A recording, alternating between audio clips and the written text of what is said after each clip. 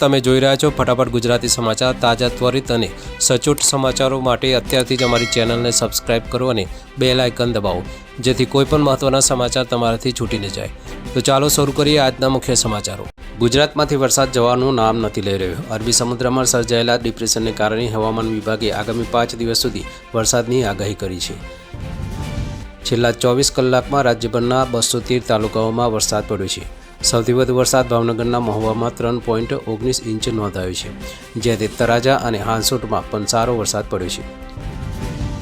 સૌરાષ્ટ્ર અને કચ્છ વિસ્તારમાં વરસાદ સૌથી વધુ તીવ્ર રહેશે। ગીર સોમનાથ, દીવ, અમરેલી અને ભાવનગર માટે 3 દિવસનું ઓરેન્જ એલર્ટ જાહેર કરાયું છે। દક્ષિણ ગુજરાત માટે યલો એલર્ટ છે। અમદાવાદ, ગાંધીનગર, વડોદરા સહિતના મધ્ય ભાગમાં હળવાથી મધ્યમ વરસાદની આગાહી છે। મહત્તમ તાપમાન 27 અને લઘુત્તમ 24 ડિગ્રી સેલ્સિયસ રહેવાની ધારણા છે।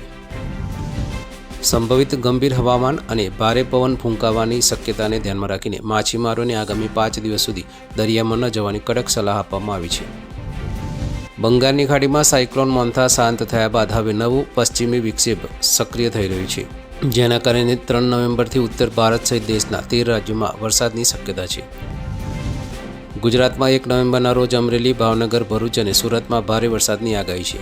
આ દરમિયાન 30થી 40 કિલોમીટર પ્રતિ કલાકની ઝડપે પવન ફૂંકાઈ શકે છે। જોકે દિલ્હી એનસીઆરમાં આજે હવામાન સ્વચ્છ રહેશે, પરંતુ આગામી 5 નવેમ્બર સુધી રાજ્યના છૂટાછવાયા વિસ્તારોમાં હળવાથી મધ્યમ વરસાદ થવાની સંભાવના હવામાન વિભાગે દર્શાવી છે। વર્ષ 2025 માટે વિવિધ રાજ્યો, કેન્દ્રશાસિત પ્રદેશો, સીએપીએફ અને સીપીઓના 1466 કર્મચારીઓને કેન્દ્રીય ગૃહમંત્રી કાર્યક્ષમતા ચંદ્રક એનાયત કરવામાં આવ્યો છે। આ ચંદ્રક સરદાર વલ્લભભાઈ પટેલની જન્મજયંતિ 31 ઓક્ટોબરના રોજ જાહેર કરવામાં આવી છે। ગૃહમંત્રી અમિત શાહના માર્ગદર્શન હેઠળ શરૂ કરાયેલ આ ચંદ્રક ઉત્કૃષ્ટ કાર્ય, તપાસ, ગુપ્તચર અને ફોરેન્સિક વિજ્ઞાનના ક્ષેત્રોમાં ઉત્કૃષ્ટ કામગીરી કરનાર અધિકારીઓ અને કર્મચારીઓનું મનોબળ વધારવા માટે આપવામાં આવે છે। ભારત અને અમેરિકા વચ્ચે શુક્રવારે એક નવો 10 વર્ષનો સંરક્ષણ કરાર થયો।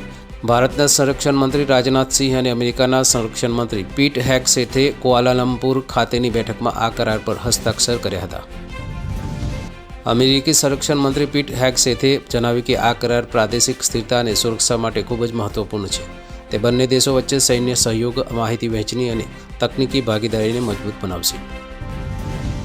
રાજનાથસિંહે આ કરારને ભારત અમેરિકાના સંબંધોમાં નવો અધ્યાય ગણાવ્યો। આ ઉચ્ચ સ્તરીય મુલાકાતો એવા સમયે થઈ રહી છે જ્યારે બંને દેશો વચ્ચે ટ્રેડ ડીલ એટલે કે વેપાર કરાર પર પણ વાટાઘાટો ચાલી રહી છે। સૌરાષ્ટ્રમાં કમોસમી વરસાદને કારણે ગિરનારની લીલી પરિક્રમાને સ્થગિત કરવાનો નિર્ણય લેવાયો છે। ભારે વરસાદના કારણે 50 લાખના ખર્ચે તૈયાર થયેલા પરિક્રમાના મુખ્ય રૂટ ધોવાઈ ગયા છે અને કાદવ કીચડ ફેલાઈ ગયું છે। યાત્રિકોની સુરક્ષા તેમજ જંગલમાં વન્ય પ્રાણીઓની દહેશતને ધ્યાનમાં રાખીને વહીવટીતંત્ર દ્વારા આ પગલું લેવાયું છે। હાલમાં રસ્તા પર અતિશય કીચડ હોવાથી વાહનો કે લોકોનું ચાલવું મુશ્કેલ છે। જૂનાગઢ કલેક્ટરે રસ્તાની સ્થિતિ અંગે લોકોને વાકેફ કર્યા છે। વન વિભાગ અને વહીવટીતંત્રએ અન્ય ક્ષેત્રો અને ઉત્તરા મંડળને સૂચના ન મળે ત્યાં સુધી પરિક્રમા રૂટ પર પ્રવેશ ન કરવા અપીલ કરી છે। ભારતના લોખંડી પુરુષ સરદાર વલ્લભભાઈ પટેલની 150મી જન્મજયંતિ આજે 31 ઓક્ટોબરના રોજ રાષ્ટ્રીય એકતા દિવસ તરીકે ભવ્ય રીતે ઉજવવામાં આવી હતી।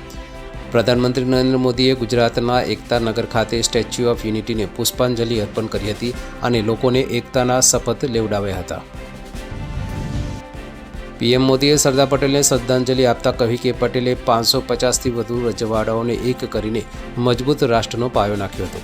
તેઓ એકતા અને અખંડિતતાના પ્રતીક છે અને તેમનું યોગદાન દરેક ભારતીય માટે પ્રેરણારૂપ છે।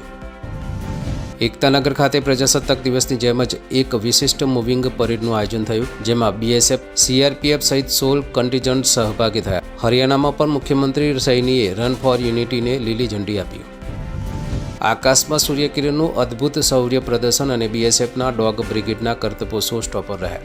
મહિલા આઈપીએસ સુમન નાલાએ પરેડનું પ્રતિનિધિત્વ કર્યું, જ્યારે મહિલાઓએ પ્રાચીન યુદ્ધ કરાઓનું પ્રદર્શન કરીને નારી શક્તિનો પરિચય કરાવ્યો।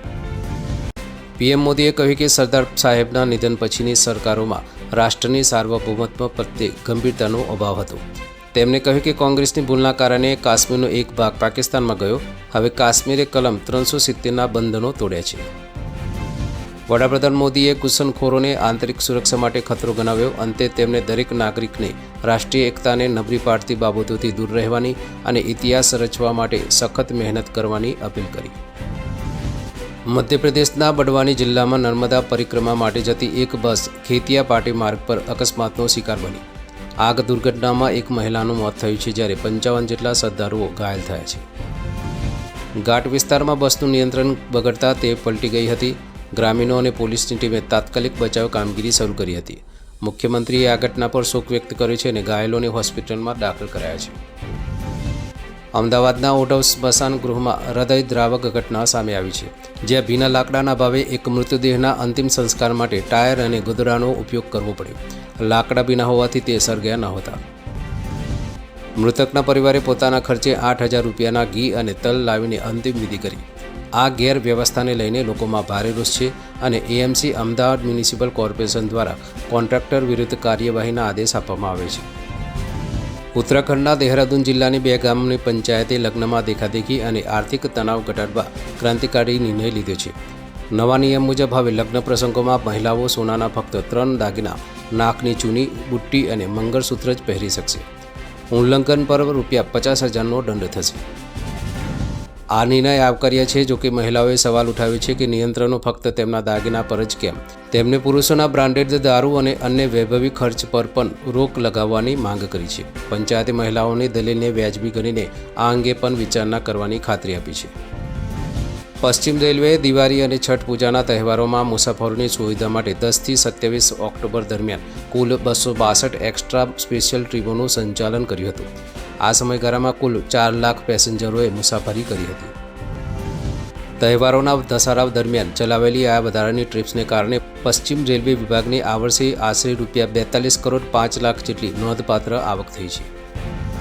ગ્રેટર બેંગલુરુ ઓથોરિટી GBA રસ્તા પર કચરો ફેંકનારા લોકોને પાઠ ભણાવવા માટે એક અનોખી પહેલ શરૂ કરી છે. ગાર્બેજ ડમ્પિંગ ફેસ્ટિવલ હેઠળ જો કોઈ વ્યક્તિ રસ્તા પર કચરો ફેંકતો ઝડપાશે તો GBA તે કચરો ફરી તેમના ઘરમાં ફેંકી દેશે.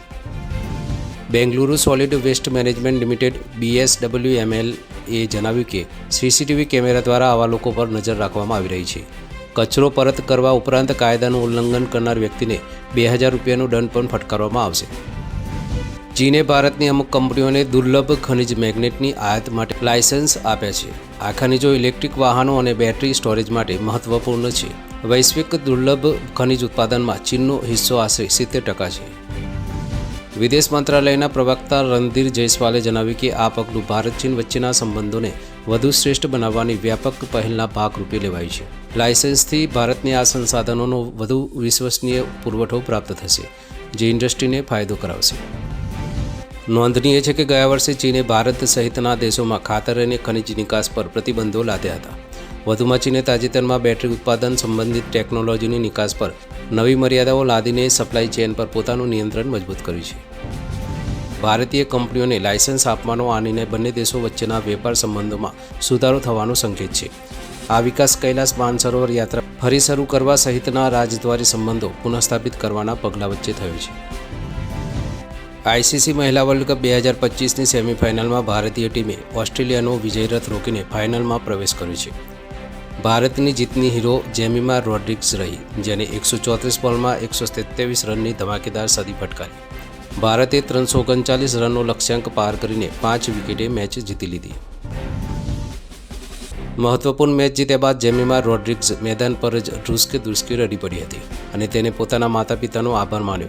કેપ્ટન હરમનપ્રીત કૌરે પણ 89 રનનું યોગદાન આપી જેમિમા સાથે 167 રનની ભાગીદારી નોંધાવી અને જીત બાદ તે પણ રડી પડી હતી.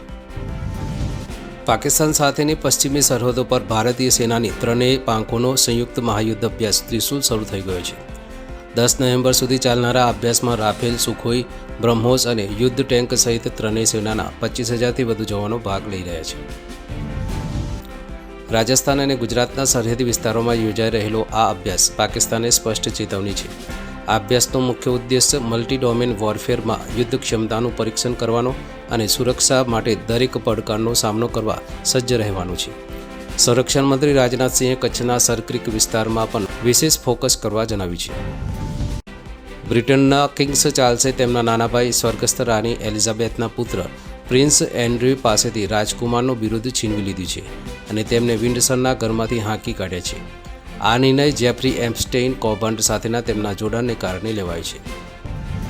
એન્ડ્રયુ પર 2001માં 17 વર્ષીય સગીરાનું જાતિ શોષણ કરવાનો આરોપ છે. રાજવી પદવીઓ ગુમાવ્યા બાદ પ્રિન્સ એન્ડ્રયુ હવે માત્ર એન્ડ્રયુ માઉન્ટબેટન વિન્ડસર તરીકે ઓળખાશે, જે તેમના માતા પિતાના પરિવારના નામનું સંયોજન છે. અમેરિકાના રાષ્ટ્રપતિ ડોનાલ્ડ ટ્રમ્પે સંરક્ષણ મંત્રાલયને તાત્કાલિક પરમાણુ શસ્ત્રોનું પરીક્ષણ ફરી શરૂ કરવાનો આદેશ આપ્યો છે. તેમણે કહ્યું કે આ પરીક્ષણ ચીન અને રશિયાની સમકક્ષ હોવું જોઈએ. ટ્રમ્પે સોશિયલ મીડિયા પર આ જાહેરાત કરી.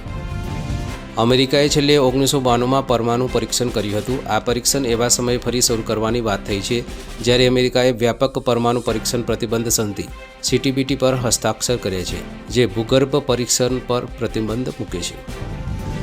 એલોન મસ્કની કંપની સ્ટારલિંક ભારતમાં સેટેલાઇટ ઇન્ટરનેટ સેવાઓ શરૂ કરવા માટે તૈયાર છે. કંપનીએ 2025ના અંત અથવા 2026ની શરૂઆતમાં લોન્ચિંગની અપેક્ષા સાથે બેંગલુરુમાં ફાઇનાન્સ અને એકાઉન્ટિંગની ભૂમિકાઓ માટે ભરતી શરૂ કરી દીધી છે. કંપનીએ મુંબઈમાં કાયદા અમલીકરણ એજન્સીઓને સેવાનો ડેમો આપ્યો છે અને મુંબઈમાં ₹3.52 લાખ માસિક ભાડે એક ઓફિસ પણ લીધી છે. સ્ટારલિંકના પ્રવેશથી ભારતમાં સેટેલાઇટ બ્રોડબેન્ડના બજારમાં સ્પર્ધા વધશે અને કિંમતો ઘટવાની શક્યતા છે. બોલિવૂડના દિગ્ગજ અભિનેતા ધર્મેન્દ્રના સ્વાસ્થ્યને લઈને ચાહકોમાં ચિંતા હતી. જોકે તેમને મુંબઈની બ્રીચ કેન્ડી હોસ્પિટલમાં રૂટીન હેલ્થ ચેકઅપ માટે દાખલ કરાયા છે. સૂત્રોના જણાવ્યા અનુસાર તેમની હાલત ગંભીર નથી અને ડોક્ટરોની સલાહ પર તેમને ઓબ્ઝર્વેશન હેઠળ રખાયા છે. 89 વર્ષીય અભિનેતાની તબિયત હાલમાં બિલકુલ સ્થિર છે અને તેઓ સારું અનુભવી રહ્યા છે. પરિવારના નજીકના સૂત્રોએ ચાહકોને કોઈપણ પ્રકારની અફવાઓ પર ધ્યાન ન આપવા વિનંતી કરી છે. ઉલ્લેખનીય છે કે તેઓ હજુ પણ ફિલ્મોમાં સક્રિય છે. ભારતીય ટીમ ઓસ્ટ્રેલિયા સામેની T20 સિરીઝની બીજી મેચમાં 4 વિકેટે હારી ગઈ છે. મેલબોર્નમાં ભારતીય ટીમ 126 રનનો ટાર્ગેટ ચેઝ કરવામાં નિષ્ફળ રહી.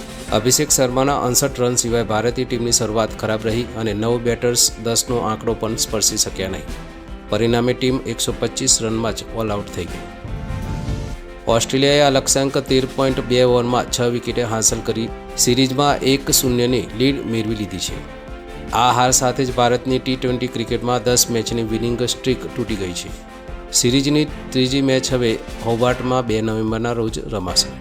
તો આ હતા આજના ફટાફટ ગુજરાતી સમાચાર. વધુ સમાચારો અને અપડેટ્સ માટે અમારી સાથે જોડાયેલા રહો. ફરી મળીશું આવતીકાલે નવા સમાચારો સાથે. જય હિન્દ.